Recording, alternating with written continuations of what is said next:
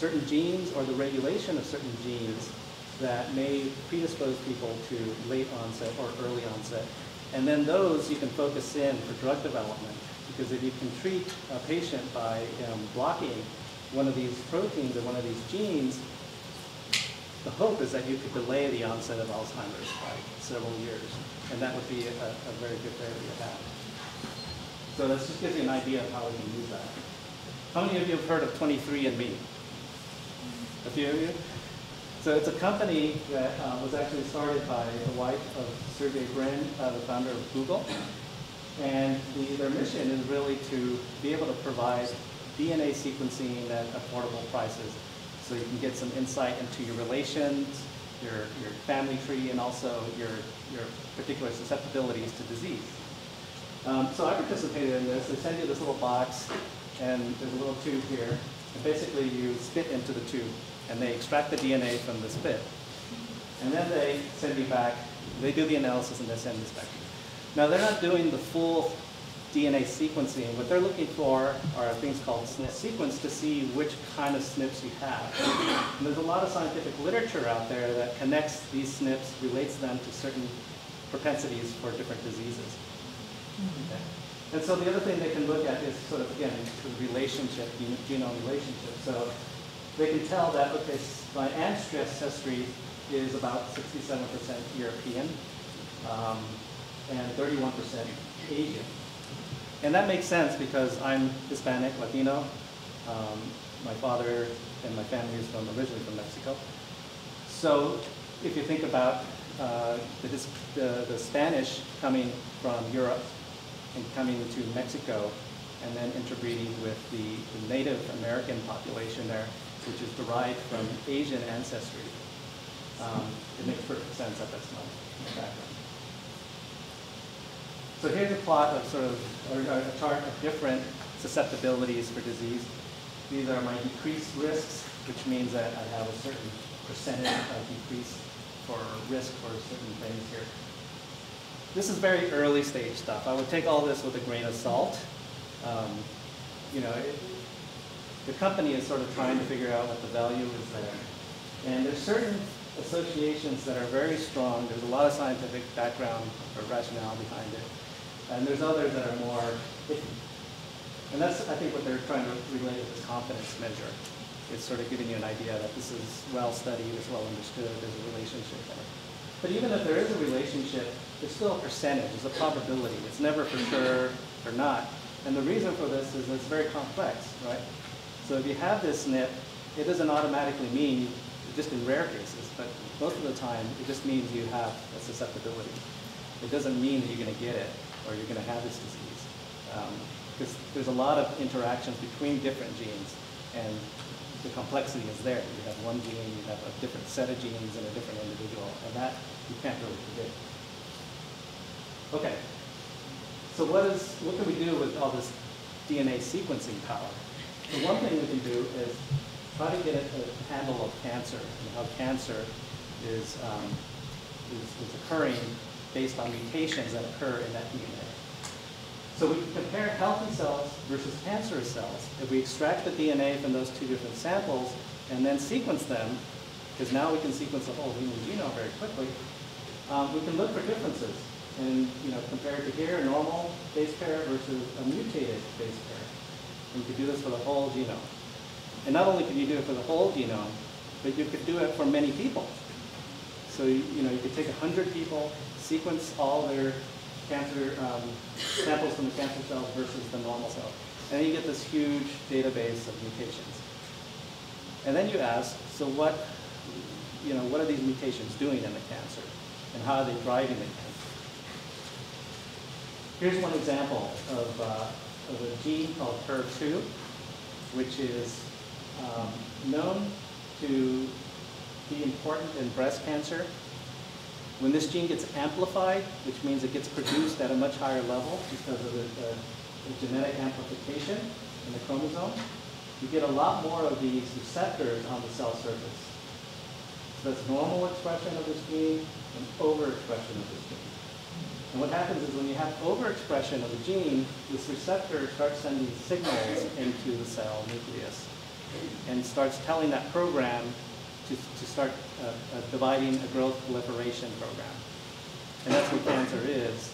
It's a disease of cells that just proliferate uncontrollably, and they eventually grow into a mass, which is a tumor. Okay. So how do we treat that therapeutically? So how do we develop a drug to help treat this disease?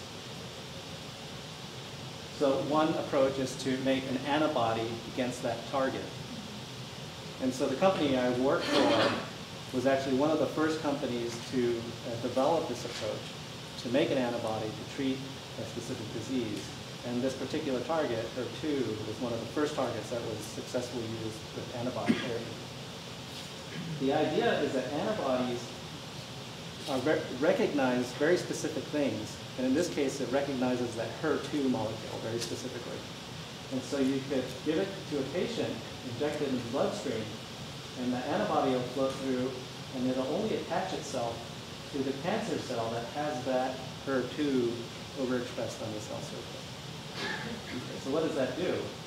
Well, when you don't have the antibody there and you have a lot of these HER2 molecules, you get the signaling happening. But when you have this antibody present, it blocks it.